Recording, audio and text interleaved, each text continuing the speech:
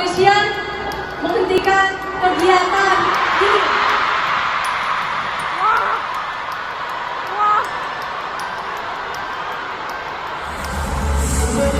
Bagus dimarahin Bang. Ayo mundur. Jangan dorong-dorongan ya.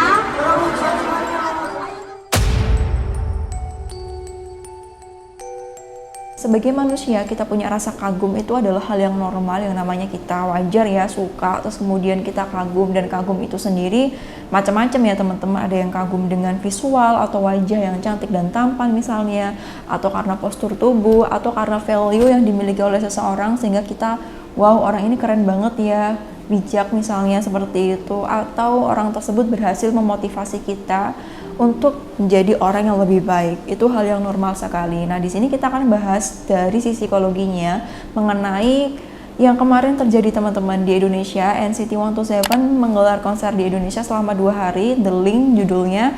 Nah, konser 2 hari ini di hari pertama sempat dibubarkan karena suatu kejadian, dan karena beritanya viral teman-teman, ini menimbulkan reaksi beragam dari entah K-popers itu sendiri atau fans NCT, NCTzen, dan juga bahkan non K-popers itu memberikan reaksi bermacam-macam pula, yang untuk beberapa itu ada yang bikin sakit hati bagi fans NCT itu sendiri. Nah, bagaimana kronologinya dan dari sisi psikologinya itu seperti apa sih kejadian ini? Tonton videonya sampai akhir bersama aku Dewi Puspita. Jadi NCT 127 itu menggelar konser di Jakarta selama 2 hari, tanggal 4 November dan juga tanggal 5 November hari Jumat dan juga hari Sabtu. Judul konsernya adalah The Link. Jadi NCT 127 adalah boy band dari salah satu agensi terbesar di Korea Selatan, SM Entertainment. Jadi NCT 127 ini adalah salah satu unit. Sebenarnya NCT itu banyak teman-teman, ada 23 member, namun NCT-nya itu sendiri dibagi-bagi. Ada NCT 127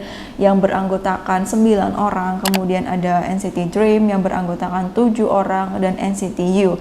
NCT U ini unitnya gonta-ganti teman-teman. Satu lagi ada Wavy, itu dari Cina. Nah, di hari pertama itu sendiri ada kejadian yang sangat membuat tidak nyaman atau bikin takut teman-teman, di mana ada orang yang mengancam ketika konser tersebut berlangsung, katanya mau ada bom di Ice BSD itu. Hingga kemudian polisi mengirimkan beberapa anggota penjinak bom beserta anjing pelacaknya untuk mencari ada bener nggak sih bom tersebut. Ditambah mereka juga berusaha untuk mencari siapa nih penyebar rumor yang membuat orang ketakutan dan cemas ini. Hingga akhirnya dilacak di sana dan alhamdulillah tidak ada apa-apa.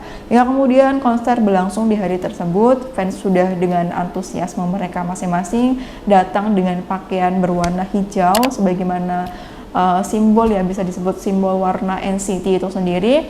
Nah, ketika konser berlangsung kurang 45 menit selesai nih teman-teman, ketika sesi melempar bola yang ada tanda tangan dari member itu, mereka pada dorong-dorongan di salah satu section di sana, yaitu section 1C kalau nggak salah ya.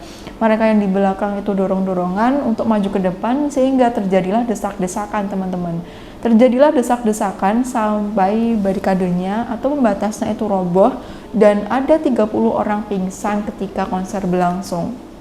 Sontak hal ini membuat member NCT 127 itu sendiri panik, dimana ketika mereka sebenarnya masih nyanyi ya teman-teman, karena melihat kericuhan itu, mereka terpaksa meminta untuk lagu untuk diberhentikan terlebih dahulu agar kondisi lebih kondusif. Bahkan saking khawatirnya yang terjadi, member mereka sendiri itu berusaha untuk mengarahkan para penonton buat mundur perlahan agar yang di depan itu tidak semakin terdesak. Namun apa yang terjadi, karena sebelumnya baru saja kejadian di negara kita peristiwa Kanjuruhan di mana orang banyak meninggal karena desak-desakan, kemudian di Itaewon juga sama ketika Halloween itu orang pada desak-desakan sehingga meninggal banyak banget, 150 orangan.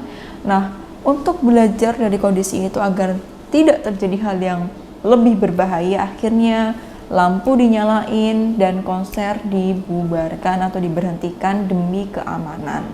Kemudian kedua pertanyaannya, kenapa sih ada fans yang bisa kalem dan mengontrol diri, dan juga ada fans yang fanatik banget sampai melakukan tindakan yang tidak rasional, atau dia mendorong-dorong orang agar kepentingan pribadinya itu terpenuhi, tidak memperdulikan sekitarnya. Gimana nanti kalau sebelah aku keinjek? Gimana nanti kalau misalkan dia jatuh pingsan dan sebagainya? Kenapa seperti itu? Kita akan bahas alasannya. Fanatisme menurut APA atau American Psychology Association Dictionary itu sendiri definisinya adalah semangat atau kesetiaan berlebih yang tidak rasional terhadap keyakinan tertentu. Fanatisme itu sendiri ada fanatis terhadap agama, kemudian fanatisme terhadap public figure. Untuk fanatisme terhadap public figure itu sendiri ada 3 tingkatan, teman-teman. Tingkatan yang pertama paling rendah adalah entertainment sosial, di mana ini fan menganggap idolanya sebagai hiburan. Misalnya ketika capek, ketika bosen sama hektik aktivitas sehari-hari, ketika habis kerja stres atau ngerjain tugas biar lebih rileks, akhirnya pelariannya atau hiburannya ke idolanya. Seperti halnya contoh kamu ya yang suka K-pop. Misalnya ketika kamu lagi capek nih habis ngerjain tugas, kamu selingi waktu kamu sambil nonton variety show yang lucu-lucu dari mereka, atau nonton video musik dari mereka, atau sambil dengerin lagu. Jadi kamu menganggap idola kamu itu sebagai hiburan buat kamu, seperti itu. Ini adalah fanatisme yang paling rendah. Dan mungkin selain untuk melepaskan kepenatan atau hobi ya teman-teman, bisa jadi ini digunakan untuk bahan pembicaraan dengan teman-teman. Misalnya nih komunitas NCTzen atau fandom NCTzen, kamu nonton NCT, update tentang mereka setiap hari, entah di Twitter, Instagram atau apapun itu, kemudian menjadikan ini sebagai bahan pembicaraan obrolan kamu sama teman-teman. Ibaratnya kalau orang lain itu menggibahkan temennya, kamu ini menggibahkan member NCT gitu tentang aktivitas mereka ataupun apa yang bikin kamu merasa mereka itu menarik, seperti itu. Kemudian yang kedua, tingkatan intens personal, di mana tingkatan ini itu adalah hubungan antara penggemar dan idola, di mana penggemarnya itu merasa dirinya selalu ada buat idolanya, berkontribusi terhadap idolanya. Dan di tingkatan ini, penggemar merasa memiliki ikatan yang kuat terhadap idolanya, entah mungkin karena idolanya merasa sebagai inspiring person, atau sebagai orang yang memotivasi dirinya, atau sebagai orang yang ibaratnya ya, ada ya beberapa teman-teman yang bercerita kalau misalkan dia itu menjadikan K-pop dan sebagainya sebagai motivasi atau sebagai penyemangat hidup, ibaratnya seperti itu, sehingga keterikatan antara dirinya bersama dengan idolanya ini cukup bisa disebut kuat, teman-teman. Nah, that's why kadang-kala kalau mereka idolanya dihina, idolanya dihujat, itu mereka ikut terlukai hatinya gitu, teman-teman. Jadi kamu jangan bilang dia tuh siapa kamu gitu, dia tuh siapa kamu, kenapa kok kamu ikut sakit hati sih ketika aku ngejek dia. Barangkali teman kamu masuk ke dalam kategori ini, kita nggak tahu what happen di kehidupannya. Yang penting dalam proses ini kita mencoba untuk membersamai dia agar dia tidak tergantung banget ya sama idolanya. Karena kalau misalkan perasaan ini terlalu berlebihan, itu nantinya akan menjadi toksik buat diri sendiri. Karena kita perlu tahu batasan diri kita dengan idola kita itu seperti apa.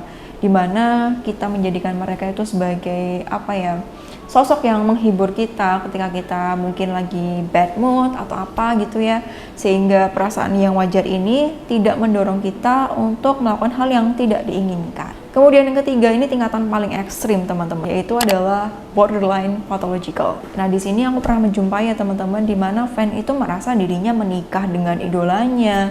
Jadi dia tidak bisa membedakan mana yang nyata dan mana yang delusinya aja. Dan ketika ini terjadi, udah seharusnya diatasi ya teman-teman, karena kalau misalkan dibiarkan nanti akan berbahaya untuk dirinya sendiri dan bisa cenderung merugikan orang lain. Seperti halnya kayak orang yang terdorong untuk berebut bola tanda tangan dari idolanya, seperti itu. Sehingga akhirnya ketika dia, aku pokoknya harus dapet ini. Yang terjadi dia tidak memperdulikan sekitarnya, empatinya menjadi menipis, akhirnya mendorong teman di sekitarnya dan jatuh. Yang penting aku dapat bola itu. Jadi kalau teman-teman ada mengidentifikasi teman kamu masuk dalam kategori ini, alangkah lebih baiknya yuk ajak dia ke psikolog untuk mendapatkan bantuan. Karena kalau misalkan dibiarkan, itu akan berbahaya buat dirinya sendiri. Dimana dia jadi saseng ya teman-teman. Saseng itu adalah fans yang keterlaluan, ada yang sampai menguntit ya, ada yang sampai menguntit ke apartemen idolanya, kemudian ada yang sampai menerobos masuk ke dalam mobil, macam-macam lah pokoknya yang mengerikan dan bisa membahayakan nyawa idolanya sendiri. Bahaya yang lain adalah ketika nanti misalnya idolanya menikah atau ada skandal dating dengan seseorang nih, perasaan cinta yang dia punya di awal itu begitu besar bisa berubah menjadi kebencian yang luar biasa. Jadi kayak di switch gitu. Lalu kenapa ada fan yang berlebihan seperti itu? Ada banyak faktor teman-teman, salah satunya mungkin dia menjadikan idolanya ini sebagai pelarian ketika dia butuh untuk support, dia butuh dukungan, dia butuh perhatian, dia butuh kasih sayang, kepedulian, itu tidak dia dapatkan di kehidupan nyata.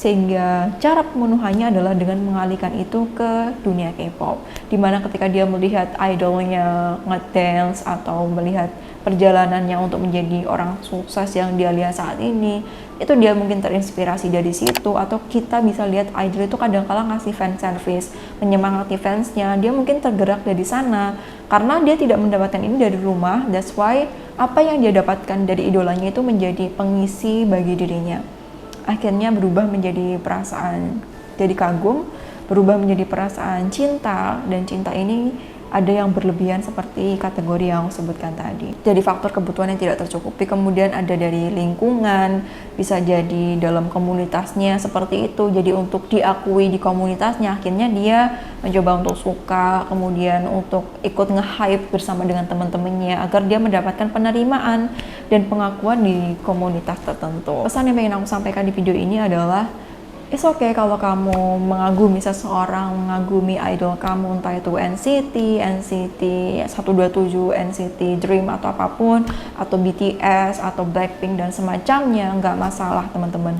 Yang penting kita tahu batas wajar kita itu bagaimana, yang sehat itu seperti apa. Cinta yang terlampau berlebihan itu nantinya akan menjadi toxic teman-teman. Ibarat kata nih, bucin banget sama pasangan kamu, yang akan terjadi apa? Kamu tidak tahu batasan-batasan mana yang ini normal, ini nggak wajar, jangan dilewatin. Apapun yang dia minta akan aku kasih, apapun itu yang penting aku bahagia bersama dengannya. Nggak apa-apa ya disakitin, itu nggak masalah. Apakah hubungan seperti ini tuh sehat? Tidak. Jadi apapun itu yang berlebihan tidak bagus, termasuk mencintai idola kamu secara berlebihan sampai kamu melupakan diri kamu sendiri atau spend too much money, menghalalkan segala cara untuk bisa beli album, untuk memaksakan diri nonton konser ketika kondisi tidak mendukung. Nah itu udah tanda-tanda kalau itu nggak sehat. Dan satu lagi, kita perlu menghargai macam-macam kesukaan orang. Yang penting masih berada di batas wajarnya, itu nggak apa-apa. Dan jika ada satu dua yang tidak wajar, bukan berarti semuanya sama gitu ya teman-teman. Contoh tadi ya, ketika ada satu dua orang yang anarkis, belum tentu semuanya seperti itu, entah itu di dalam dunia persepakbolaan atau di dunia olahraga yang lain seperti yang terjadi kemarin di Kanjuruhan itu ya. Ketika ada mungkin satu dua orang yang anarkis, belum tentu semua stadion sama kan, belum tentu satu penggemar klub sepak bola itu karakternya seperti itu. Ada juga yang baik, ada juga yang tahu bagaimana mengontrol emosinya dan bisa menerima kekalahan dan gentle. Ada juga seperti itu. Gitu juga dengan fandom K-pop misalnya. Ketika ada satu dua orang yang fanatik dan sampai merugikan orang lain, belum tentu semuanya sama. Ada yang baik kok, pasti. Jadi seperti itu, sekali lagi cintailah sewajarnya, karena too much can hurt you so much. Karena yang berlebihan itu bisa menjadi racun buat diri sendiri. Dan jangan lupa cintai diri kamu juga. Oke teman-teman, sampai jumpa di video selanjutnya bersama aku Devi Puspita. Semoga kita bisa mengambil pelajaran dari apa yang terjadi di sekitar kita dan menjadi manusia yang lebih baik lagi selanjutnya. Dan yang terakhir, aku pengen tahu deh buat kamu yang nonton, apakah kamu termasuk salah satu K-popers? Kalau iya, kamu ada di fandom mana? Dan kalau bukan, kamu punya idola siapa? Silahkan komen di kolom komentar. Sampai jumpa di video selanjutnya bersama aku Devi Puspita. Wassalamualaikum warahmatullahi wabarakatuh.